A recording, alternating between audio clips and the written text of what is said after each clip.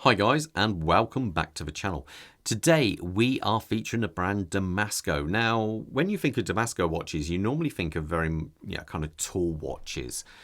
They've got a purpose to them, but this one is definitely a step away from that. It's a more elegant timepiece from them. So I was quite surprised when I actually got to see this one. It is also available in a black dial, but the blue definitely has a kind of really good looking, slightly more elegant look to it, I think. Damasko as a company have only been around for about 30 years now, and they're based right down south in Germany, so in the Bavaria region. And I say they've got some many cool techs. They're very much known for their cases. In fact, they even used to make cases for the Zinn brand, which is quite an interesting thing. But before I get into this review, I've got to say a massive thank you to the team over at First Class Watches of Kenilworth for allowing me to review this piece. So many interesting brands, kind of unusual watches you don't always find in many, other places. So if you're in the Kenilworth area or Midlands area, I strongly recommend you go and visit them. If you're a bit further afield, well, don't worry, I'll leave a link in the description and at the bottom of the page now. All I ask is that you do mention the channel. So let's talk sizes. The case size of this one is 41mm. The thickness I'm reading at 14.8mm. The lug to lug, so point across here to here, is 49.3, and the strap size on this is coming in at 20mm.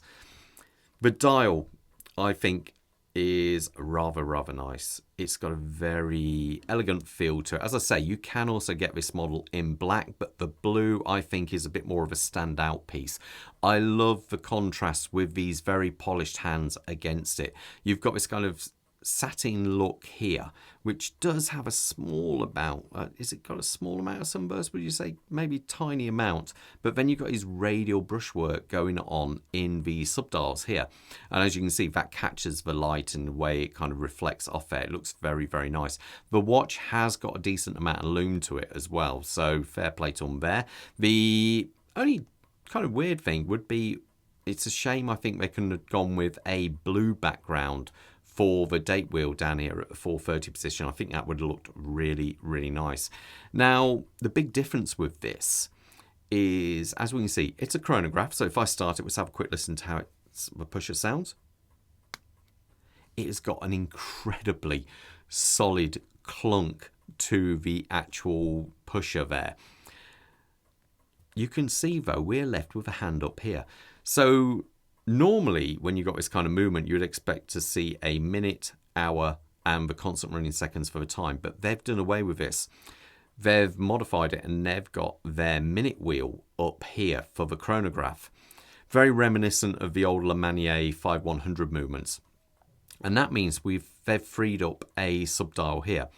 And what they've gone for is a 24-hour indicator there.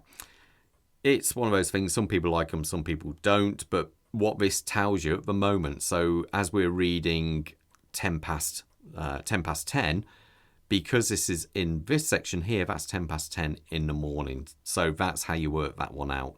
As you can see, the way the hand goes across there, it's just, boom, nicely jumps across to there. So that means you've still got your hour totalizer down here. So you can record up to 12 hours of elapsed time. And this one here is just your second hand for your standard timekeeping.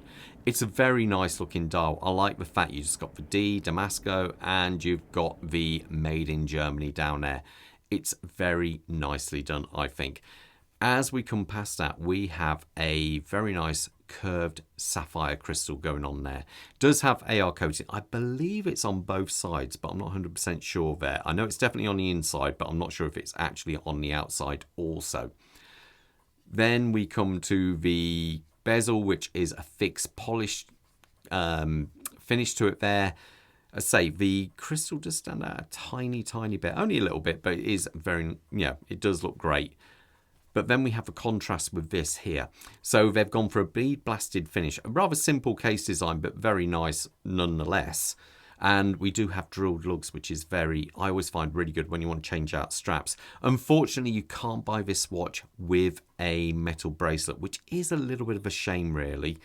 But that's the way it is. It does look fantastic on this blue kind of alligator strap here anyway.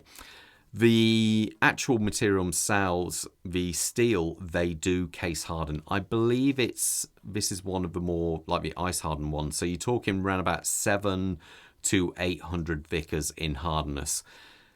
What that equates to, if you imagine Zinn dial pow, that's around about 500 Vickers. So 700 to 800 should be pretty good. You're probably not going to pick up hardly any scratches on this at all. As we come round to this side, we do have a signed crown which screws in, as you can see here. Boom. Very, very positive click to it there. And we have the two pushers. Let's do a reset actually so we can see how it looks. God, you can see how much force I have to press to get back to reset. It is a very, very solid reset. Now, one of their techs they do feature here, they have their, basically, it's a double seal on the crown. So where the crown slips into the body of a watch, you have two seals. Very reminiscent of some of the Rolex seals, actually. And what that means is the lubrication, the grease you put in there, should stay in there between the two O-rings. So it means you're just going to have a constant amount of, lubrication there. Also, it means that you can, but don't do it, I wouldn't recommend it, undo this crown underwater and it should be okay. But they've got a similar system on the pushers here as well. So I believe they've got like titanium screws there, a double seal system, so you can actually press these buttons underwater.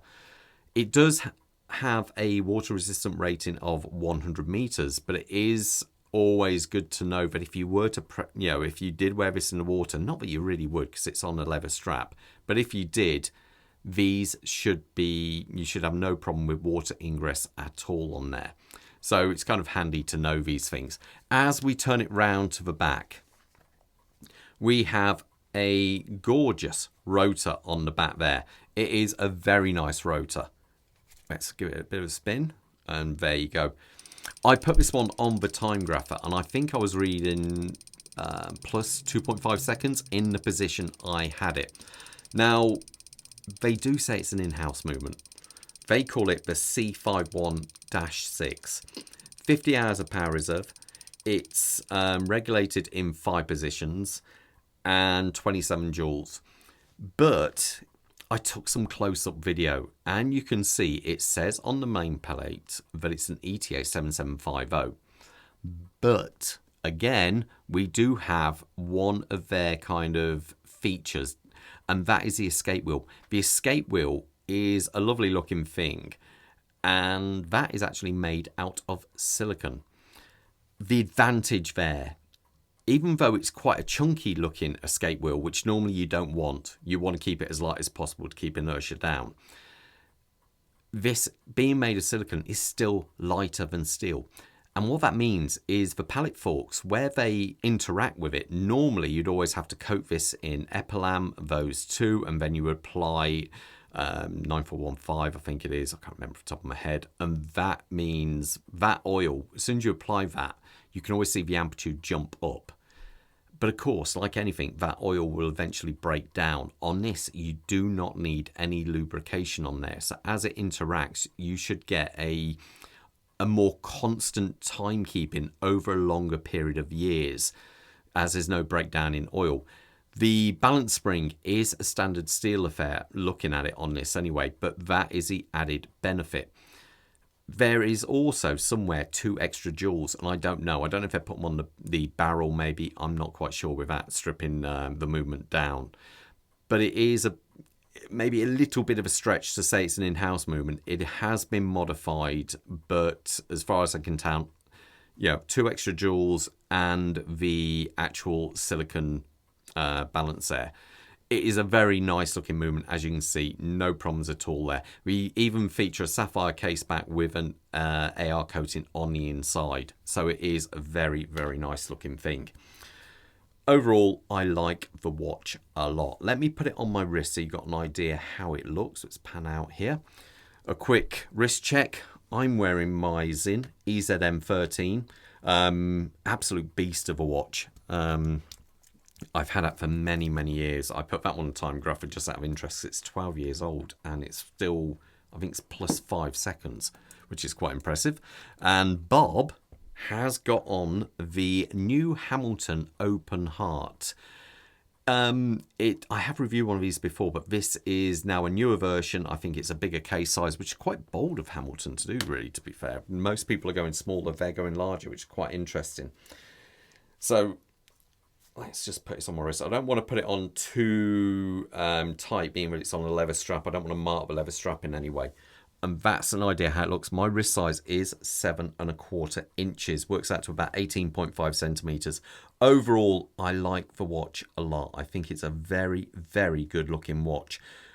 Let me know in the comments below, guys, what you think of this one. Is it maybe too good looking for a Damasko? Are you looking for a more kind of toolish looking watch? But personally, I like it. I think it's a very good, very, cool watch. Anyway, most importantly, stay safe out there. Take care, guys. Bye.